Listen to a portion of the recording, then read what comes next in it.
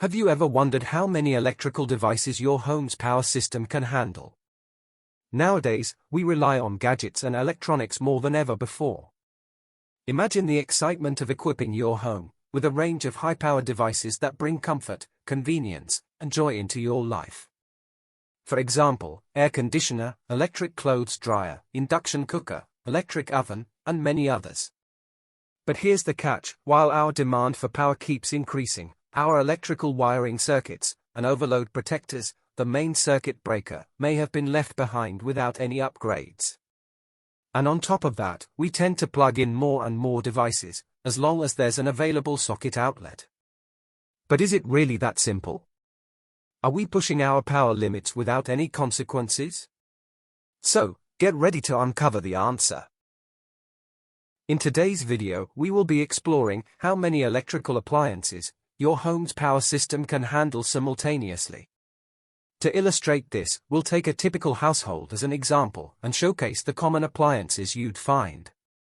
From there, we will discuss the quantity of appliances involved and the approximate current each appliance draws. Lastly, we will explore different scenarios to see how the total current in your home can fluctuate at different times and determine if it indeed exceeds the system's limit.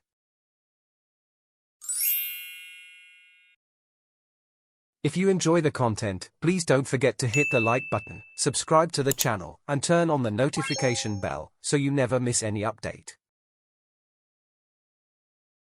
Every home is unique when it comes to the design of its electrical circuits, the installation of lighting, and the choice of appliances.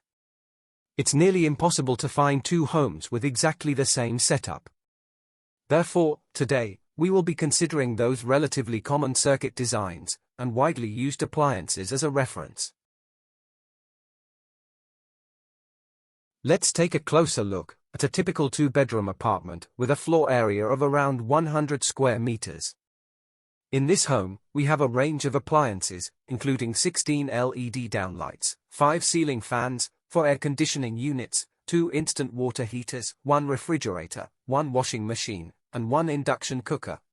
These appliances give us a good starting point to understand the power demands of a home of this size. Now, let's check the current rating of these devices, starting with the lighting fixture.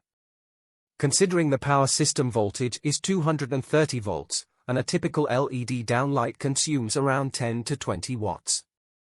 The current drawn will be around 0.05 to 0.1 amps.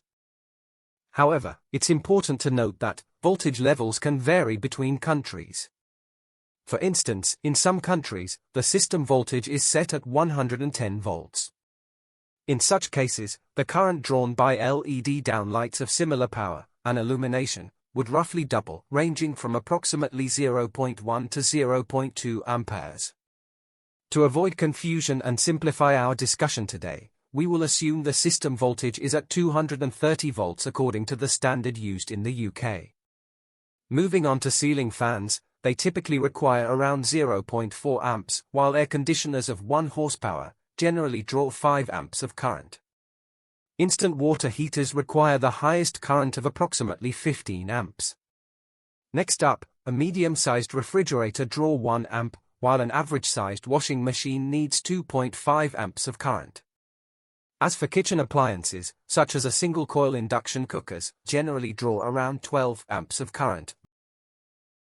Now that we have an idea of the current requirements for common household appliances, let's revisit the question: how many electrical appliances can your home's power system handle simultaneously? The key lies in the rated current of the main circuit breaker. In a typical house, with a single-phase system and voltage supply of 230 volts, the main circuit breaker is usually rated at 30 amps, 40 amps, or 60 amps, depending on the electricity demand of the house. However, for larger houses with higher power requirements, a main circuit breaker with higher rated current, or even a 3-phase power system may be necessary. In our example today, we'll be using a single-phase main circuit breaker rated at 60 amps. Let's look at this example. Imagine if all the appliances were turned on at the same time. Would the total electrical current exceed the limit of 60 amps? After calculation, it turns out the total current has reached approximately 68.3 amps, and this doesn't even include other electrical devices not mentioned in the example, such as televisions, computers, phone chargers, and more. You might be curious why the 60A main circuit breaker is used when the actual maximum current can go up to 68A. This is because it is extremely rare that all the appliances in this house will be turned on together at the same time to their maximum capacity. If this situation happens, it can overload the system, and possibly cause issues like trip breakers. Under normal circumstances, when we use these electrical appliances, the total current generally does not exceed the limit. For example, on a typical workday, the electricity usage in the morning or afternoon is usually very low. If it's just the mother or wife at home, she may have a few lights on, few fans running, and be taking a shower while waiting for the laundry to finish. The electricity consumption during this time would typically be around 19.4 amperes, which is just 32.3% of maximum capacity. At night, when everyone returns home from work, the power consumption in a household is usually at its peak. Most lights and ceiling fans are turned on to illuminate the rooms. Both bathrooms may be occupied for hot showers. At the same time, the induction cooker is used to prepare dinner. During this period, the total current reaches around 45.3 amperes, which is approximately 75.5% of the maximum current capacity. However, this situation doesn't continue for long. The instant water heater is turned off right after taking a shower, and the induction cooker is no longer needed after dinner, while some might return to their room, switching on the aircon for rest. The total current reduces to around 12.7 amps. And so, the day comes to an end, and the similar routine repeats. From these examples, we can observe that in our normal daily lives, the total current generally stays within the limits of the main circuit breaker, ensuring a smooth and trouble-free operation. Compared to regular days, electricity usage tends to be higher during holidays or when we have gatherings with friends and family at home.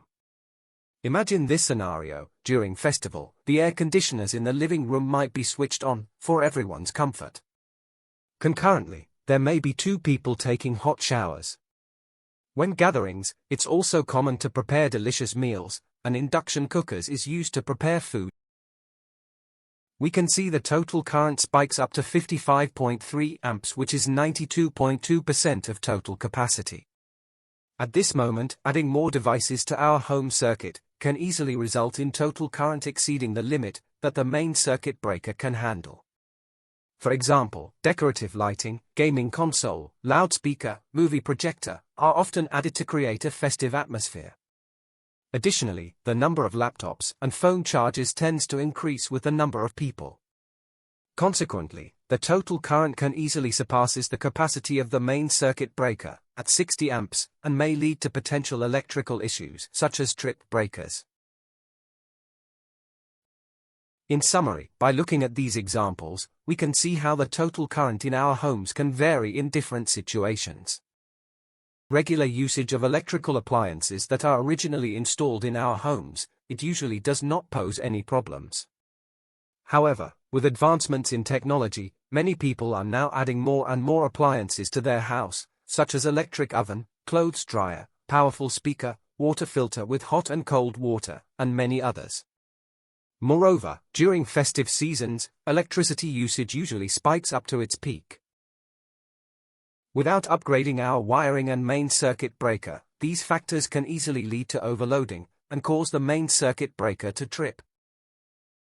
Therefore, we need to be extra cautious when adding any appliances, especially those consuming high power. We should not think that having an available socket means we can plug in any device without any concerns. Alright, that wraps up today's video. If you find our video useful, please remember to like, subscribe, turn on the notification bells, and share it with others. Thank you.